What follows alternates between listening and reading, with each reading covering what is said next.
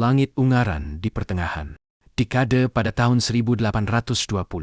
Selalu diselimuti debu batu kapur dan bau keringat di atas lahan strategis yang menghadap ke jalur utama Semarang menuju pedalaman Jawa.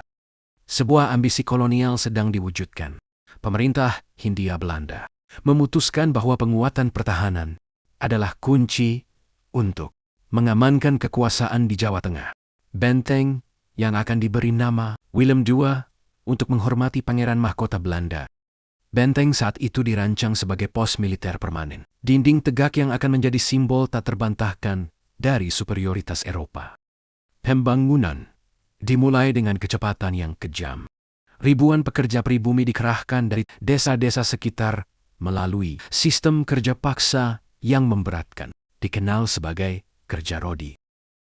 Mereka adalah tulang punggung pembangunan ini tanpa nama, tanpa upah layak.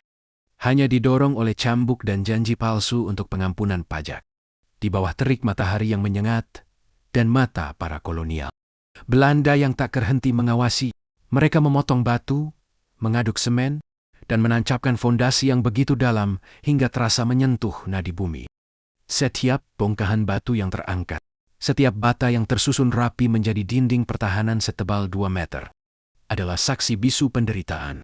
Nama-nama seperti Mbah Sastro, Kiai Kromo, atau Nyi Wulan, yang mungkin membawa bekal nasi aking dari rumah, tidak pernah tercatat di dalam buku laporan konstruksi berbahasa Belanda. Hanya tahun-tahun pembangunan yang panjang. Dari awal 1820 hingga selesai pada awal dekade 1830. Yang menjadi catatan abadi bagi Benteng Willem II. Benteng Willem II selesai tepat pada saat Perang Jawa dari tahun 1825 hingga tahun ke-1830 mencapai klimaksnya dan berakhir. Kemenangan Belanda bersifat mahal dan benteng ini segera dialih. Fungsikan dari sekadar pos militer menjadi pusat konsolidasi kekuasaan dan pengamanan hasil rampasan perang. Inilah masa di mana Benteng Willem II dikaitkan dengan tragedi sang pangeran dari Tegal Rejo.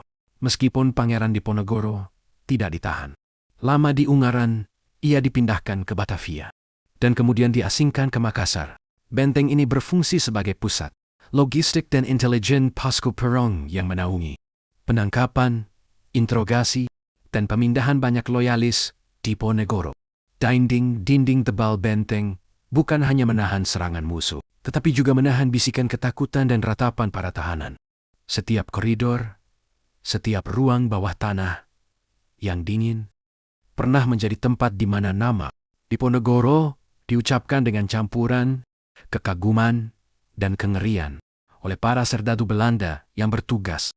Benteng itu berdiri bukan hanya sebagai markas militer yang menampung ratusan marsose, Korps Militer, dan Kenil, tetapi juga sebagai penjara temporer yang mengunci rapat potensi pemberontakan. Memasuki paruh kedua abad ke-19, Benteng Willem II mencapai masa kejayaannya sebagai infrastruktur vital kolonial. Benteng ini menjadi denyut nadi militer dan administrasi Hindia Belanda di wilayah Ungaran Barat. Sebab bendera merah putih biru berkibar angkuh setiap hari dari menaranya. Halaman benteng dipenuhi suara sepatu, bot yang berbaris dan perintah yang diteriakan dalam bahasa Belanda. Disinilah strategi pertahanan jalur pegunungan dirumuskan. Dan disinilah para tentara kolonial menerima pelatihan keras. Selain fungsi militer, Benteng Willem II juga menjadi yang sangat penting. Ruangan khusus dengan ventilasi terbatas dan lemari besi tebal dialokasikan untuk menyimpan dokumen-dokumen penting, peta-peta strategis, laporan pajak, hingga catatan sipil yang merinci kepemilikan tanah di seluruh wilayah Kabupaten Semarang. Arsip ini adalah memori kolonial. Bukti tertulis dari setiap transaksi, setiap keputusan politik, dan setiap penaklukan yang pernah dilakukan. Belanda di tanah Jawa, aroma asam kertas tua dan tinta yang memudar menjadi ciri khas ruangan ini. Di bawah struktur utama terdapat ruang-ruang gelap dan dingin yang dirancang khusus sebagai dindingnya yang berlapis dan tebal, menjamin suhu stabil dan perlindungan maksimal dari kelembapan dan api. Ribuan butir peluru, kotak-kotak bubuk mesiu, dan granat disimpan di sini, menjadikannya gudang senjata yang vital. Para penjaga yang ditugaskan di area ini selalu dibayangi ketakutan akan ledakan tunggal yang dapat menghancurkan seluruh benteng. Benteng Willem II adalah peti harta karun